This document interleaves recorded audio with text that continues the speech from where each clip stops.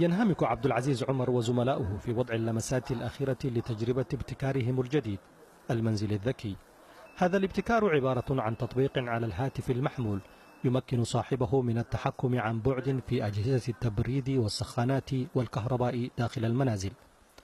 فالتطبيق يرسل إشارة إلى الهاتف إذا ما نسي المرء مثلا إطفاء المكيف أو مصابيح الإضاءة، ويكون باستطاعته أيضا إطفاؤهما وهو في مقر عمله على بعد عشرات الكيلومترات. يقول عبد العزيز وزملاؤه من طلبة الاتصالات بجامعة هرمز بمقدشو إن الابتكار الجديد سيساهم في ترشيد الطاقة وتعزيز إجراءات السلامة معا. كثير من الناس يشكون من ارتفاع تكلفة الكهرباء، ويعود السبب في ذلك إلى تركنا للأضواء والمكيفات مفتوحة. هذا التطبيق عبر الإنترنت يعطيك ميزة التحكم والتنبيه إذا نسيت إطفاء الأجهزة، وبهذا تقلل من التكلفة وتوفر المال. مجموعة أخرى من طلبة الهندسة في جامعة هرمز نفسها ابتكروا كذلك جهاز إنذار مبكر يعمل على تفادي الحرائق الناجمة عن تسرب غاز الطهي في المنازل.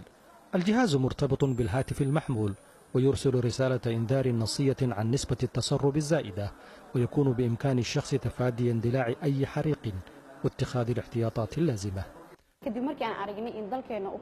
لاحظنا أن استخدام غاز الطهي انتشر حاليا، لكن احتياطات السلامة تكاد تكون مفقودة، فمن هنا كانت فكرة المشروع. هذا الجهاز ينبهك لتفادي وقوع الحريق واتخاذ الإجراء المناسب سريعا. انتهينا من تجربته وكانت ناجحة، بقي أن نجد من يستثمر فيه.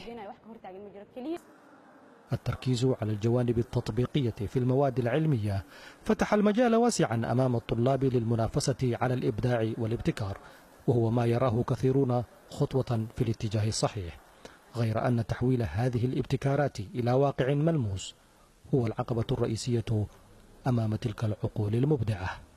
من جد وجد، ولذة الفرح بالإبداع تكون أقوى كلما كانت التحديات أكبر وأعقد، تماما مثل ما هو الحال في الصومال.